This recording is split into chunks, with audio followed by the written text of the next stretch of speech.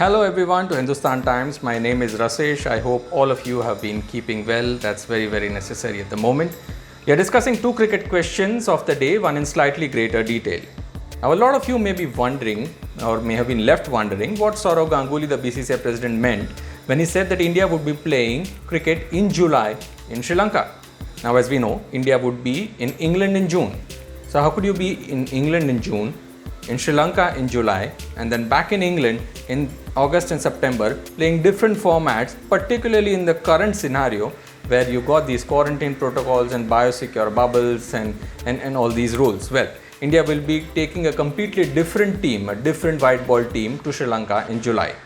So this idea, this very formula of having parallel tours of different format cricketers in different countries at the same time was thought about last year as well when the pandemic first set in. Unfortunately, the virus situation around the world never allowed this to become a reality, but now Indian cricket is now actually trying that, and it's going to be a very interesting test case scenario if this will actually work. So this is how the schedule is going to be like.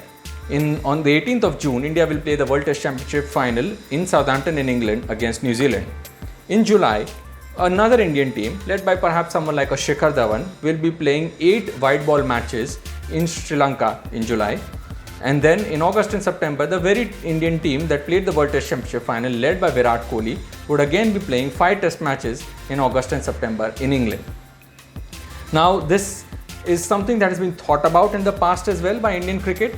It has been tried by Australian cricket, for example, in 2017, when Australia played a T20 international in Australia against Sri Lanka, and the following day, the Australian Test team, a different Australian Test team of course, played Test cricket in India.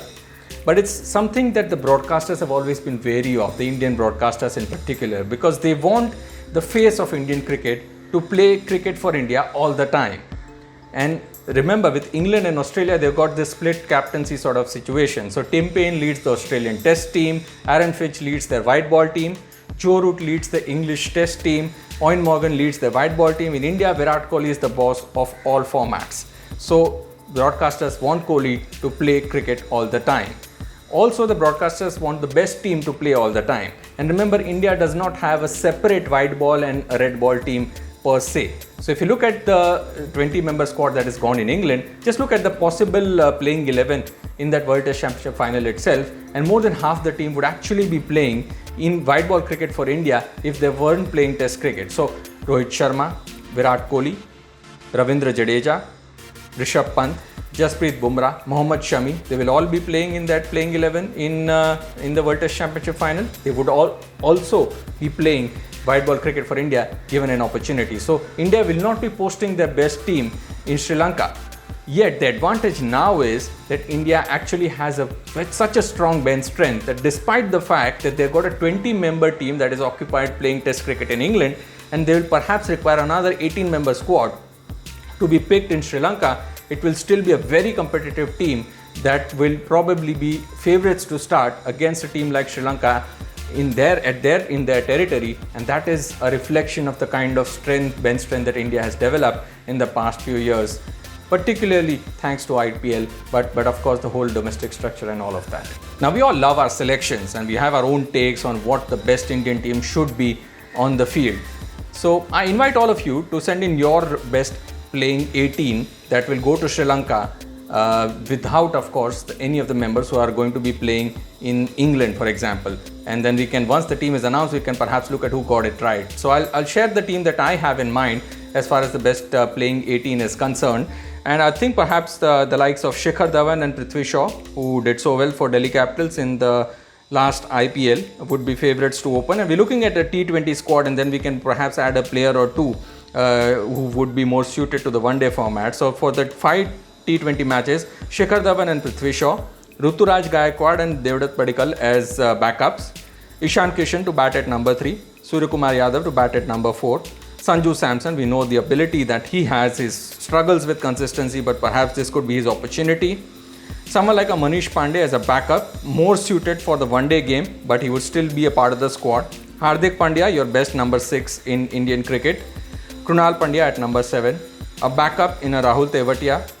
Rahul Chahar as one of the leg spinning options. Yuzvendra Chahal as the other option.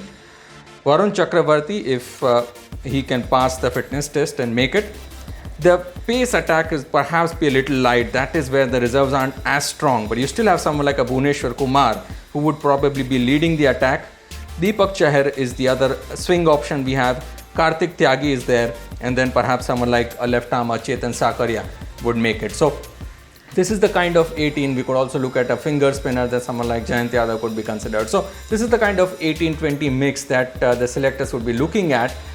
This is still a very, very competitive team, and this is perhaps why it raises hopes that if this sort of formula is thought through, for example, once the pandemic recedes, and we do not necessarily have to take 20-member and 18-member squads to one place, if we just need the best 15 and best 15 one-day players and the best 15 red ball players, perhaps if the teams are spaced out properly, we could see more parallel tours being played in the following year as well. Remember, there's no demarcation of different tiers in world cricket, but it's understood that India plays longer tours against England, against Australia, against the likes of New Zealand, Sri Lanka, West Indies, even to a degree South Africa. The tours aren't as long.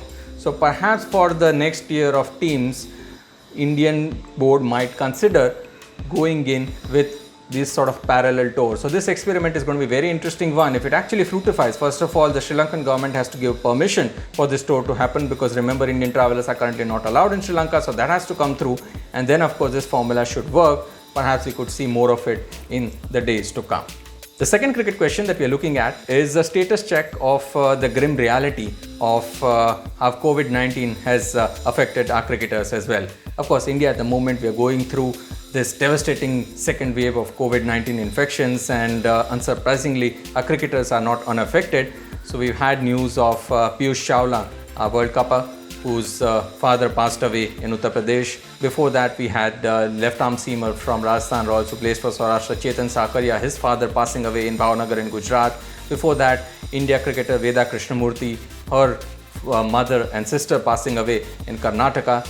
And then there are some other cricketers whose family members, immediate or otherwise, are battling COVID. So come to think of it, if IPL bio bubble wasn't breached and we would still be having matches every evening, how difficult it would be for some of these cricketers to try and to make this choice of continuing to play or not, knowing fully well that their immediate family members are battling COVID, and then to know of them passing away. So these are horrible times for us as a nation, and let's hope that we can collectively beat the virus very soon, because that's the only way normalcy can resume in our lives.